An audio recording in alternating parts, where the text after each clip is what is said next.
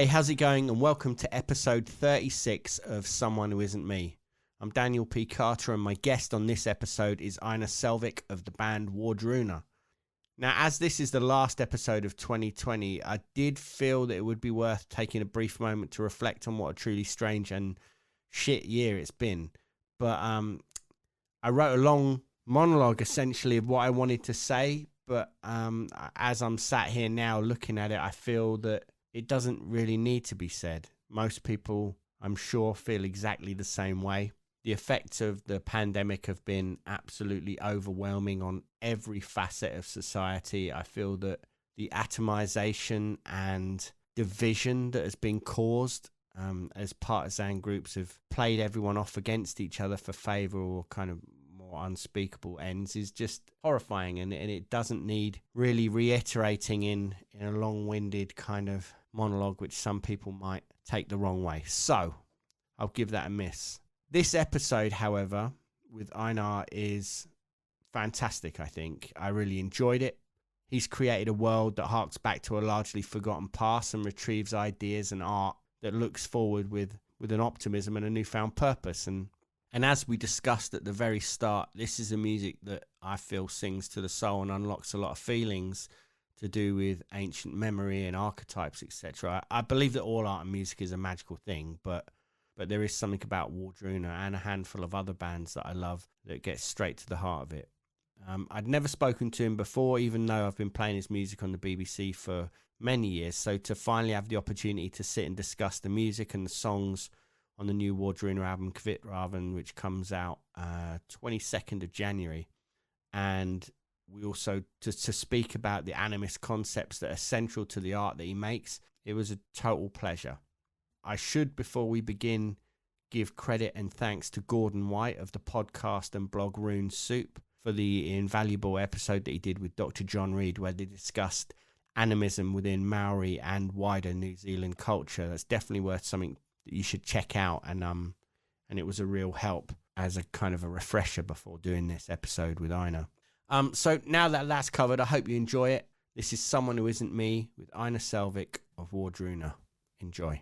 I'm glad we're getting to do this, actually, because I've been an admirer of your work for such a long time, and I've played it a lot on my show, and yeah, it's been a long time coming to actually have a conversation about it. And I tend to get excited and things shoot off at different angles, which I know can be quite annoying for people, so I apologize in advance. Digressions can be very fruitful and interesting. I hope so, yeah. Not so much for me, but yeah, exactly. I wanted to say that what I wanted to start with essentially is that this album is the first work that you've done with the band since the completion of the trilogy or triptych of Kvitravn. I apologize now as well, because all my pronunciation is going to be so horrible. Please don't take offense. No. Okay, you're doing good so far. So yeah, since the completion of Kvitravn and Yggdrasil and Ragnarok, that was such a mammoth task, I think, and it was so vast, the scope that all covered. How did it feel, firstly, to complete that trilogy? Yeah, as you say, it was such a all-consuming process, both artistically and personally, I would say. There isn't a separation between myself and the art in many ways. So of course, I think everyone can recognize the fact that once you're in this really intense bubble, then coming out of that process or that bubble can be very dual. So I would say there was a sense of relief, of course, and I was very proud of having gone through with it. It was lots of challenges along the way, and but at the same time, it's sort of a sorrowful process. Coming out of that bubble, where suddenly there are too many options out there, basically, which is not often a good thing. Well, often not a good thing, I mean. The completion felt both fantastic, but at the same time daunting, I imagine. Some an element of mourning. Yeah. When you're working on something like that is so, as you say, all-encompassing and it's so vast, you have a real sense of purpose, I think, and there's a real the compass for the direction of the creative drive is very clear. Even though in all those, in any creative process, there are constantly challenges and things shift because it's such a fluid thing, isn't it? But at the same time, there was a very clear drive and a purpose to the whole thing. Yeah. So I imagine that how daunting it must have been to work on Kvitravn. It must have been. How did that process go about when you decided that this was going to be the next thing you did as a full band, and how did you find the direction for it? Do you know what I mean? Yeah, I know. Well, as you say, the runes and that whole plan, the runes are very specific. They are of course very challenging in terms of, well, they are also very cryptic. So being specific at the same time, some of these runes are very. It's very limited what we actually know about its deeper meaning, etc. So, but in any case, I would say it gave a really clear direction all of those 15 years, basically. Yeah. And even at the start of that project, I knew what I was going to do for the end part. The song order, everything was ready from the get-go. So it was a very clear path in the sense of the end goal, at least. So I spent a lot of time figuring out basically where to start. What is it I want to say? Because well, there is so many things I wanted to say, and tons of ideas that have come along during that trilogy process that I've just put in a drawer somewhere for later. So it was a process of course, revisiting a lot of those older ideas, some that was even from the very start. Yeah, I noticed it said that the record has been in that creative period from 2009 to now. Is that right? Or no, even much before that, even since like the first recordings in 2002, 2003. Oh, okay. So some of these ideas are really go really long way back, and so revisiting some of that, and of course everything you do, whether or not it's within the art or as a human, you learn and you grow and you sort of encompass that into your toolbox in a way. So I'm not the same person as I was back then. So that's of course really interesting to revisit ideas like that with fresh eyes and a new set of at least many new tools in the toolbox. So I guess narrowing down that focus was it took a lot of time. All our music is sort of wandering in the same animistic landscape. It's very, very much about nature, our relation to it, etc. But this, I guess, from the very start, when I sort of started to think what the next piece would be about, one of the first things that became clear was that I wanted it to go more in depth in terms of exploring the human sphere in terms of these old traditions, and do some deep dives into what defines man in light of these old tradition. How it is quite it doesn't you don't have like the modern way of defining a human is if you're a religious person, it's body and mind and soul. For some it's body and mind or consciousness, but the older ways of defining a human being is much more layered and more I would say complicated. So for the new album, that's one of the things that I wanted to do, was to dive more into exploring at least some of these aspects of us as a being, and of course our relationship to nature. That's also very central. Animism and that kind of idea, set of ideas is quite central. Yeah.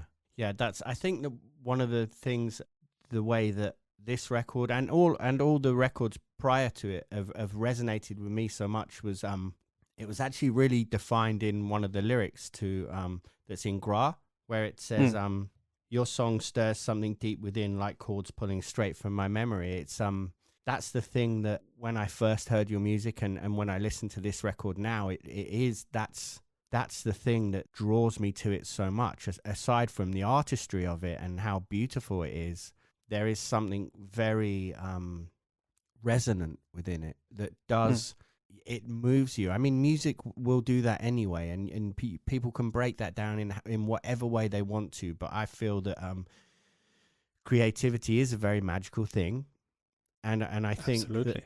And I feel that your music is something very rare amongst a lot of other music that I listen to, and that's not to belittle anything else that I love or other artists that I really that I'm inspired by personally, but there is something about it that is very core, that is very resonant, and I as when I was going through the lyrics, that lyric really summed it up for me, I think. Yeah, it's well, I think you're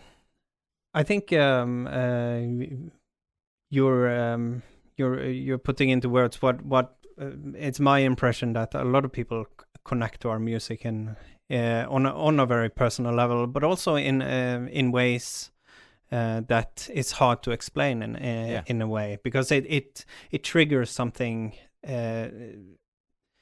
that seems very much in the core of our being, like it's in our DNA or something. And I guess, you know, if you go all nature-based tradition, all nature-based culture is born out of its environment. So even though the wrapping can be different depending on where it arises, the core mechanisms are the same wherever you are on this planet. And this goes in terms of the musicology and musicality. Also, when you go far enough back in time, you see it's the same kind of rhythmical patterns, the tonalities, the droning in these, the continuity of sound, etc. Those things are really global, I would say, when you go far enough back in time, and very often when it comes to ritual music or religious music in a sense, but also within traditional music, and so here you have something that is so ancient and at the same time global. So it isn't, well, it isn't very strange in many ways why it strikes a chord with people all over the planet, in no matter where you come from or how old or young you are. It has that potential, and that's because it's in our DNA. It's so incredibly ancient, these things, that it triggers some sort of memory in us. Yeah. Yeah, I wholeheartedly agree. I find that creativity or rather inspiration can be very elusive at the best of times. And I feel that there's like a real meditative quality to making art and music in particular, especially that requires preparation. And it has such a all art has that ability to carry meaning and purpose and intention, but I would say that music above any other art form has or I think it's in a league of its own. Song and music, it's so potent. So using these this musica mundane idea, the original world music concept, where what lies behind the music is just as important as the music itself. It's more important than how good technique you have on the guitar or how fast you can blast. It's more about the intent, what lies behind the music. It is more primary, more of a primary element than actually technique. I like that way of thinking, and it works. That's the point. It works. Yeah, very much so. And that's because the music in itself was an expression of that essence. It came about. I feel that all creativity, but music in particular is an expression of that. People can view it in whatever way they want to, in more mystical terms or in scientific terms, but I tend to view it in a more mystical way myself personally, but that's just me. But I think that it is an expression of something beyond our physicality and is moved by this essence that is within all things, which I think is why that you saying about animism is such an important part of the music. You can feel that because I started thinking about it all because I find that, as I was saying, creativity can be quite elusive at times, but then you also have those moments where you can and I'm sure you agree, where you find yourself in a very abundant kind of flow state where you kind of tune out of your the moment that you're in as somebody trying to be creative, and you almost step aside and you let that thing move. You become part of it. Yes. Yeah. And it moves through you. Yeah. And I think that that was something that I found really interesting, because there are times where I would be writing music, and at the end of the whole process, I would kind of sit there, or painting, and sit there and go, interesting.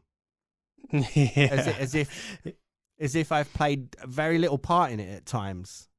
Yeah, I know exactly what you mean. Sometimes it just flows from somewhere, and that can, sometimes it comes effortlessly. And I guess when I'm in these creative modes, I go very much into it. It's like I turn my skin inside out in a way. It very much consumes my being when I'm awake and when I'm sleeping. And so sometimes I can wake up in the middle of the night and just have to go write stuff down and just go to bed again. And then when I wake up in the morning, there it is. It's there's been quite a few things like that. So it's, once I go into that mode, it becomes very much everything I do in a way. It's hard to relate to anything else. Yeah, because as you say in Visavading, is that pronounced correctly? Visavading. Yeah. Okay, so I mean, that's the most apparent, obvious expression of that of hunting for songs that are waiting to be found, almost, and to be to be coaxed out and brought forward, and the and also in the title track as well, where you say let me ask, teach me the song that allures you, that allures me to find you. I guess that's the approximate translation, correct? Yeah. Yeah. In essence, yeah. Okay. No, so everything is so open-ended with me. So yeah, okay. But yeah. Okay. Yeah. But that and as you say that there's this almost primal point before where we find ourselves now, where most things have grown out of, because that started making me think about the Icaro songs that shamans in the vegetal community in South America, these kind of medicine songs that they sing for ceremonial purpose, and they say that these songs are taught to them by the plant spirits. Yeah, it's it's the exact same. The song Viseveiding is basically about the Nordic version of that. Yeah. This is like you see this a lot in folk medicine. It's best preserved in the Karelian Finnish tradition. In their rune songs. So all of these healing songs, if you want to cure a snake bite, you need to know the song for the snake, etc. If you know the oldest word or the oldest song for iron, you know how to make iron. There are so this idea that that everything has a song or a sound or a frequency that you can tap into, and by learning the song, you learn how that thing works, and and I don't know, for me it's very much a set of idea and a concept that I use in my own creative process, have been doing for the whole time. And but it also has many layers to it. You can interpret it in many different ways. I would say, in the same way that I feel very strongly that by going into the songs the way I do, the whole creative concept, and it's it's very much about letting the theme itself be the composer and me just being the instrument in many ways, and also in terms of all the research I do. So every song feels like some form of initiation. I learn a lot from one thing is the study part, but then once you express yourself through a song, you become that song in a way. So you and then after that you basically possess that knowledge in a totally different way than you do if you just read it or the same way a song changes its form once you start performing it, because that's a different format in a way. Then you take it there, it's supposed to communicate directly with people, and you become part of it in a different way. Yeah, because the people watching then also become a part of that, and exactly, and it becomes this Ouroboros circle. Yeah. Exactly. So it's always very interesting to see how a song works when you take it to the stage. It's not always so easy to see which ones work and not, actually. Yeah. So that's always interesting. Yeah, because then they have to take on a life of their own, and some of them will fly, and then like a litter of animals. Some make it and some don't. Yeah, and some you have to change a little bit in order to make it work, because it's a different format, so it might have different needs. Yeah, because initially when I first got sent before I got sent the record, when I first saw that the title of the record was Kvitravn, I thought it was going to be a more of a biographical record, in the sense that obviously that was the name you used within Gorgoroth, so I thought it was going to be more of that. But then, and I mean, any art is an expression of the artist, so to a certain degree that's true, right? But also as we've discussed, these songs make themselves apparent, but also then there's things like in Munin where you're singing it from the perspective of Odin, and it's, or it seems that way from the translation as I have it. So therefore, it wasn't what I thought it was going to be. No, the title is definitely not named after me, and but at the same time, it's of course part of me, and it's named after the same ideas that inspired me to take the name in the first place. In a way, my relation to ravens I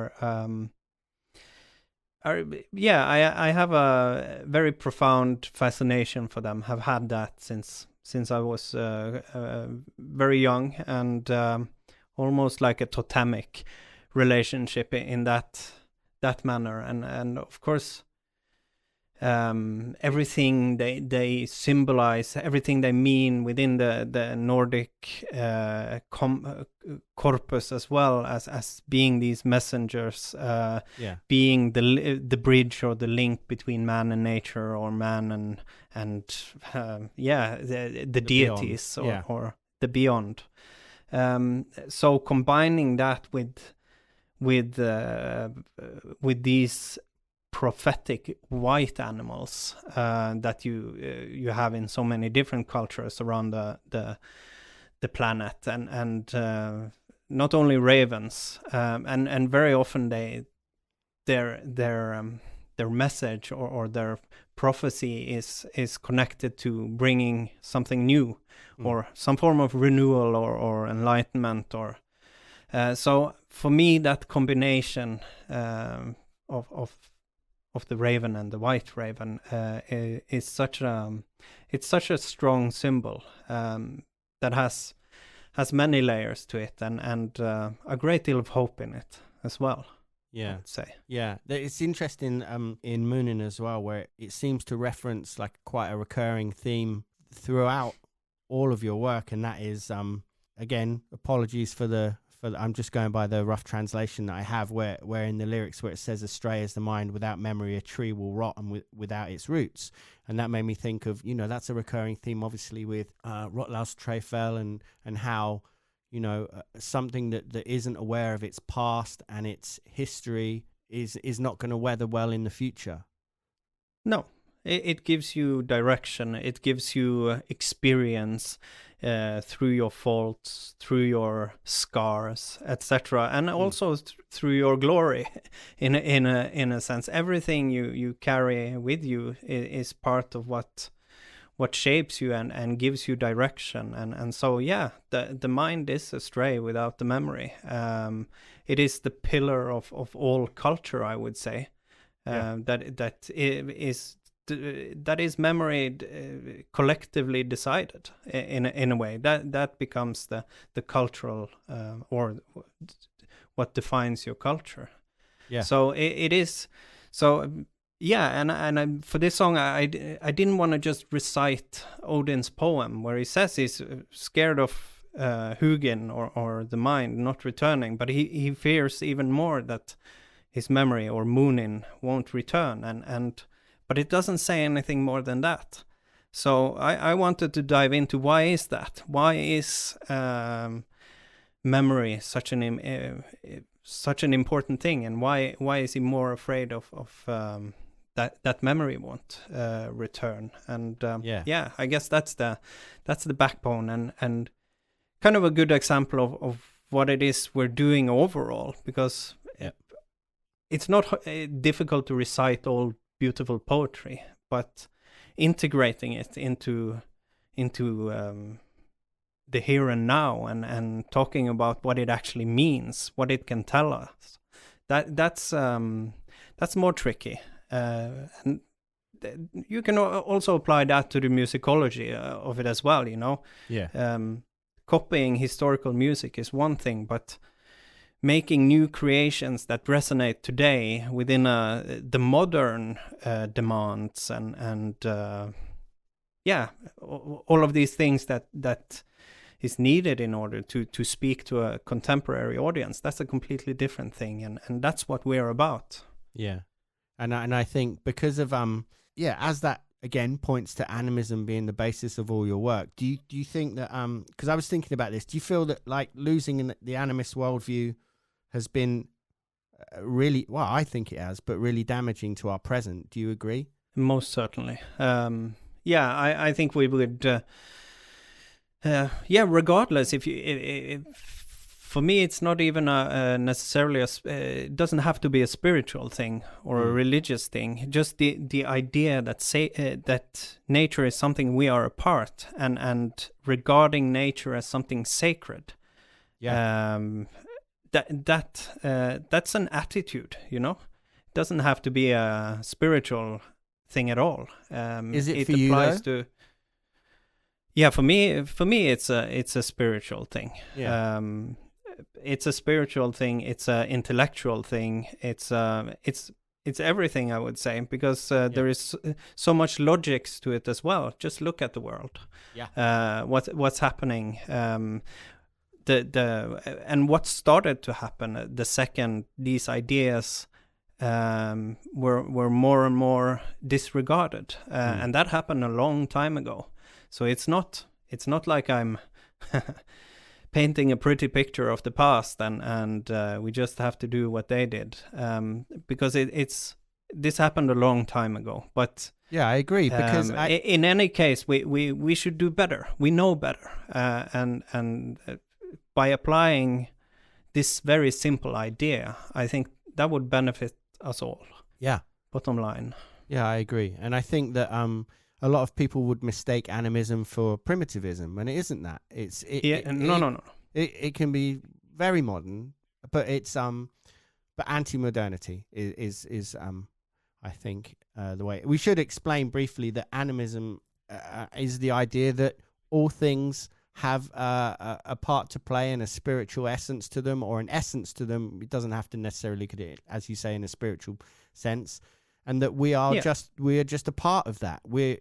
Because I think that as soon as people assumed that that it was almost like a food chain, and that we're the top of the food chain, and therefore everything else around us is a resource. I was going to say a source, but as a resource, and that's not true. We're a part of that ecology as well. Definitely.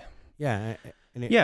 From a hermetic perspective of as above, so below, that works in both ways. You know, we are our own. You know, the human biome is its own little ecology, but it's also part of a wider ecology. And if you forget that, you start to mistreat things and abuse things, and the knock-on effect of that is it affects everything. Yeah. You know, with our knowledge, we should buy the logics. We should be the protectors of it, not the abusers. Stewards at best, because we know better. It's that simple. But hopefully, I think more and more people are realizing these things now, and I really like when you see so much modern science basically just affirming animism, and I love that so much. I love that so much, because I don't think there is any contradictions between them, really. It's just but yeah, it's so so fulfilling to see whenever that happens. Yeah, because it has come back around, because it does feel like, you know, I've discussed with people before on this, the idea that science and, I don't know, maybe the esoteric were interlinked. You know, it was astronomy and astrology. They were twins. You know, it was physics and it was alchemy. And then as things separated, it became science became more dominant. But now you're right. It does feel like now especially within the quantum field and new things that are coming out and being discovered, or new theories being proposed, that it does relate back. It is just the example of trees. You know how this network how they communicate basically with each other, how they feel pain or react to pain in one yeah, you can call it that. Yeah, but, and support each other as well, and using exactly using mycology and fungal layers to communicate, and also to feed each other, and this beautiful symbiosis where there's this trade-off of energy for the good of everyone within a forest, for example. Yeah. Fascinating. But you have to also remember that part of why it's like that, why we have this idea that that we're talking about primitive things. It's also about how it's been portrayed for the last 2,000 years for religious or political motivation, basically. Yeah. And that's why there is so much misconception about what sorcery is, what is that, or what was it, because it definitely wasn't the how most people think it was. And I guess that applies to many of these old ideas, that we just have we have a very stereotype view of it that is not necessarily correct. Yeah, animism is the default modality of all kind of religious and spiritual, like the kernel of it all. You know, I think I was thinking about this. It was only later that things became sort of anthropomorphized, and you know, the sun became like it had different aspects. So it would be Shamash or Sol, or you know, it was only then that it was anthropomorphized, and then ended up with, I guess, Christ, if you want to look at that as an example. But that thing as a means of sustaining life and giving warmth and helping crops to grow, and that's the center of it. That's the important part, you know, not the having to say, well, this is Ra, or this is which, however, you know, Helios, or I guess it becomes problematic when religion becomes a means of controlling people. When you see when things started to change, and monotheism, or and it's, well, some people say that it's monotheism isn't ethnocentric or religiocentric, but it is in its very nature. It is actually both ethnocentric and religiocentric. This idea that one's own belief is superior to others, etc., and this whole salvation thing, that everyone else has to believe what you think, etc. It's all these mechanisms in order to control people, basically. Yeah, and it's funny as well, because I think most people. I was listening to something recently, and they gave the example that animism is the default for most people without them even realizing it. You know, I think the guy that came up with the term animism was a scientist called Tyler, you know, hundreds of years ago, and he viewed the example that was given in this thing I was listening to, was saying that he viewed animals, pets rather, as nothing. They contain no soul, they have no personality, they're just a collection of atoms that kind of exist in a household if people have pets. But anyone that has a pet knows that if you have a dog or a cat or whatever pet it is, it has its own personality. You interact with it, you speak with it, it's a part of your family. Yeah. So and it affects you, you know. When a dog comes into a room, it has an effect on you. And vice versa, of course. So yeah, it's funny. I was thinking that, you know, we were saying about how that idea being lost has really affected the world we live in, but I think that New Zealand, for example, is a great example where those ideas are very much part of modern culture, in the sense that within the Maori community, you know, that there's a river that, can't remember what it's called. I think it's the Wanagui River, has just been given officially personhood and all the rights that entails, and therefore also a nearby forest is going through the same thing, in the sense that in New Zealand law they're considered by the Maori to be an ancestor. That river is an ancestor of our people as much as our biological ancestors, because if it wasn't for them, we wouldn't be here. They sustained us. They gave us drinking water. They let us fit. We were able to fish for food, and it irrigated our crops. So therefore, that's fantastic. Yeah, it's amazing, right? And it's therefore that has now been attributed personhood in law, and it's now widely accepted within New Zealand that if you need to plan, for example, if they want to build a highway through somewhere, well, that can't happen because this is a person, and you can't do that to a person. So do you know what I'm trying to say? Yeah, absolutely. It's amazing. Yeah, but that's exactly what we're talking about. They're treating it with respect as something they are a part of, and that is a part of them. And yeah, the Maoris, I love how they, even when they go into a forest or they cross a river, they always say a karakia, like they ask for permission or sort of state their business in a way, and I like that idea. It shows respect, basically. Yeah.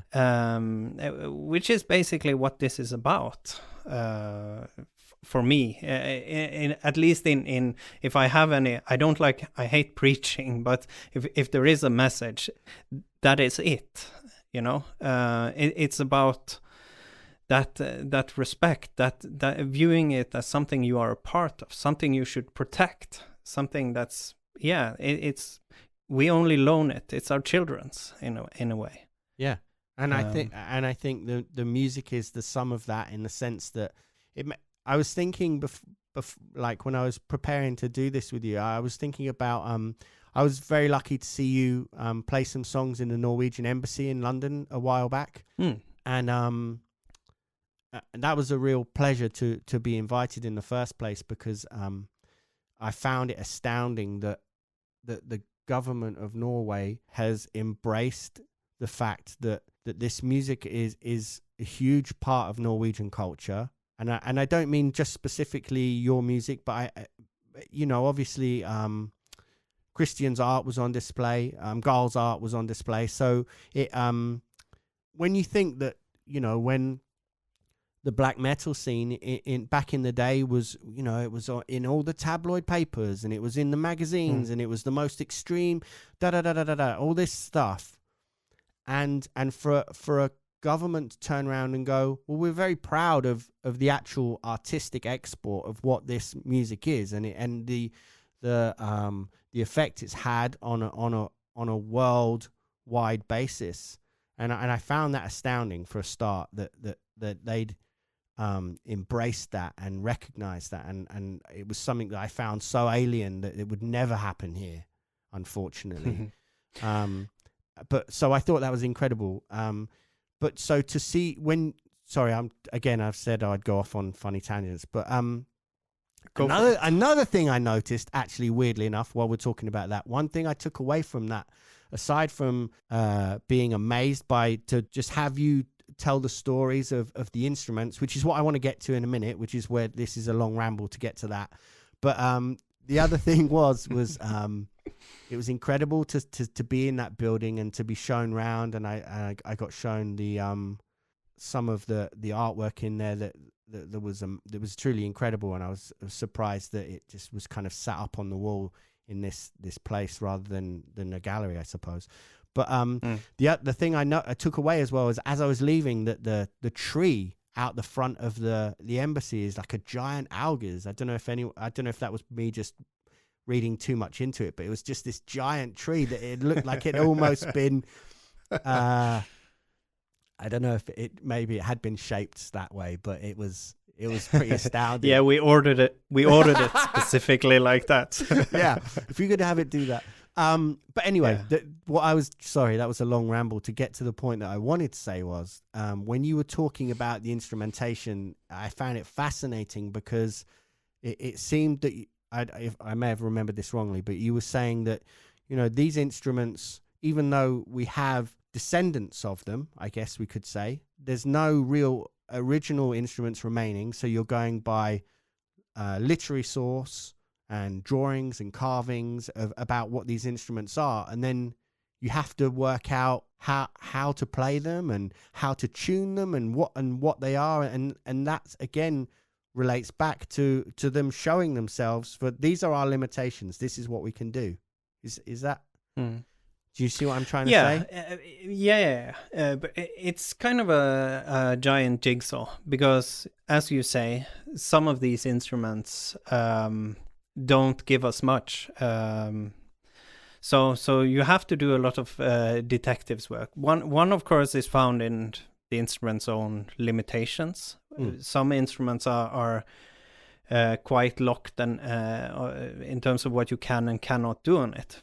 But also that gives you a sense of tonality, music, the musical spectre within, some cases a quite narrow field, basically. There are also instruments that we have that there is actually a living tradition of using them, some dating back to Bronze Age even, like 3,000 to 5,000 years that we know for sure. And we also know that at least from like 400s or 500s, some of these instruments didn't actually, the tonality, how they were tuned, didn't actually change that much. Now I'm talking about the goat horn or cow horns, but that horns with playing holes, basically. Yeah.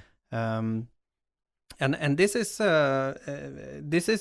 basically they are living tradition, and tonality is basically confirmed by archaeological findings that have instruments that have been found in quite good shape and been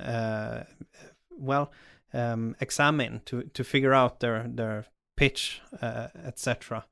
And it didn't really change. So that also gives you clues that you can actually, in the older traditional music, you see the same kind of tonality. So that gives you some good ideas on the sort of tonal palette you should work within. And then of course you have the poetry, which was so central, and that's of course a very complicated thing, or tradition,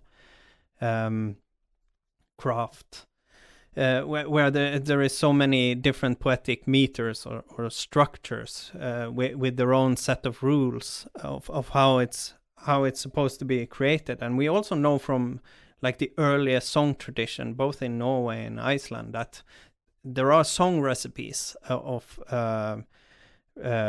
how you can sing a poem that is written in a specific meter. So that also gives us quite a bit of clue. So it is a lot of detective work. And then also, I don't know, I was very determined on when it comes to some of these instruments that I didn't want to hear any music ever played on them before I got to try it out myself, because I really wanted to approach it like a child. Like try and find the instrument's own voice before like applying all of these other presumptions or things to it. So it's, I don't know, it's an ongoing process, but it's really interesting because I realized once I was going through all of these things that the broader my overview of these small jigsaw bits of that big puzzle, it more and more things also became clear in terms of the framework and the logics behind some of these things, and that's only like one part of it. That's the sort of the scientific thing, but then you can apply the logics of performance, for instance, which is an own totally different set of logics, and they are, I would say, many of them are quite timeless in terms of how they work. You know, you do and cultivate what works when in front of an audience. That's if you're a comedian and tell a bad joke, you don't do the same joke or do it the same way the day after. You change it, you perfect it, and so so applying these performative logics to it as well, which is something I learn also by doing, by experimenting, by performing in. Sometimes and quite often I also perform in settings that you could almost call time right in terms of the origin of the instruments. In trying them out in a full longhouse over a crackling fire, etc. See how that kind of poetry works. See how the instrument actually work in that kind of setting. That also gives a lot of clues. And knowledge to sort of continue to build on. So it's but it's a very fascinating process that I'm in a way feel like I'm in the beginning of, because I'm constantly seeing new building bricks for that. So it's a very continuous process, organic process. Yeah, and I think the proof is as we said at the very start, the way it resonates with people all around the world is when you know that you're on the right path. Do you feel not a pressure, but what am I trying to say? Like you're essentially now the ambassador for this, I guess, form of music. But I was saying it's a wider thing. Obviously, as we've fully concluded at this point, and I think through the TV work that you've been doing and through the Assassin's Creed game as well. Now you're not only the guy that people go, well, this is what we need. This is what we need to complement what we are trying to achieve. You're the person to go to, but also it elevates those things, I think. But do you feel is there pressure on you to be that person, that ambassador almost, because you're carrying the torch literally? Is it a burden, or do you feel a big responsibility with it? No, and I don't. That's not my perspective. Yeah, and if other people experience it like that, I'm just doing what I would have. Yeah, and what I've been doing all along, and in terms of the art also, it's not something I'm thinking. I don't create music for my audience. I create music for myself. Of course. And then if other people like it, that's of course a fantastic bonus. But my focus is never on that part of the process. Yeah, I'm creating. I didn't mean so much from that perspective. I meant more in the sense of in the wider sense, you mean? Yeah, in the sense that you are doing this incredible work of like an archaeologist to a certain degree, and rediscovering these forms and bringing them forward. I don't feel the pressure because I do it for myself in a way, and you create, but when you're true to yourself and you're true to something you're really passionate about, in a way, you the potential of creating these ripples in the water is of course much greater, and I guess that's what I'm doing with this. It's ripples in the water. Yeah. By being true to myself, true to the ideas that I set out to do. I guess that's when these things occur, and but I don't think I feel any pressure. That's not something I think about, and Good. I know some people see me as this character of, I don't know.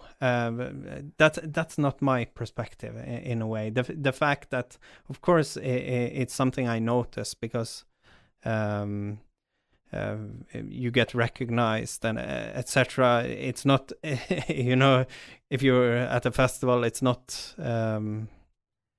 very private anymore. Yeah. To put it like that. But so of course I noticed in those kind of ways. But but even that is just a really great thing, because people are very nice, people are very respectful, and it's fantastic to see that the work we are doing and the music we are creating have such a well, it has an effect on people. The fact that people are connecting to it on a deeper level. The fact that some of these songs are totally living out like their purpose in a way, like the song Helvägen, which I was going to say that. That's which people are has for many people become a very important part of life and of death, which is what the song is about. So it's funny you say that, because that was what I was going to finish with. It was when my mother passed. I remember I'd heard the song obviously prior to that, but I think I saw a performance that you did with Aurora actually. It was profound, the effect it had, and very comforting. That's all I wanted to say. But it's funny that you would say that. Yeah, it's a special song, and it's of course moving to see. The song is born out of a need in a way, and I guess the things that are born out of a true need, something honest, something. It was not trying to mimic like doing a death song. It's just basically me reflecting on a tradition that we're not or a part such an important part of life that we don't really deal with anymore. In that sense, it's not part of our lives anymore. And so that's of course a big a very special feeling to see that song living in its own life, and also the fact that I get a lot of it's special to see when you get a lot of when I meet fans or get mails or messages, etc., from people who has been helped by the music. That's of course a truly, it's a gift, basically.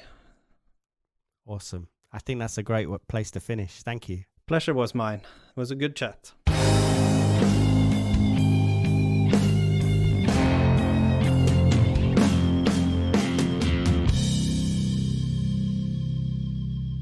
Thank you for listening to episode 36 of Someone Who Isn't Me. Thank you to Einar for taking the time to speak to me, and also thanks to Julie, Lauren and Morgan for helping to make this episode happen. As I said in the intro, thanks also go to Gordon White of Rune Soup and Dr. John Reed for the refresher course on animism. You can find Einar on the socials at Einar_Selvik or at Wardruna. Their new album, Kvitravn, comes out on January 22nd. It is fantastic. Thanks for all the responses on Instagram as well, because I asked who you'd basically like to hear as guests on the pod in 2021. And as I was posting your replies and tagging a few of those people in, I got messages back from Maynard, Jonathan Davis, Raul Reynolds, Chelsea Wolfe, Amelie from Merca, Frank Carter, Craig Reynolds, Wade McNeil, etc., etc. All of them agreeing to come on the pod. So hopefully there'll be some good ones in 2021. I think I just need to be a bit more proactive with this thing, eh? You can find me at Daniel P. Carter on the socials. Please follow the podcast at Swim Podcast and leave a nice review on iTunes and stuff, because that affects the charts and I obviously crave validation, don't I? Anyways, I'm out. Peace.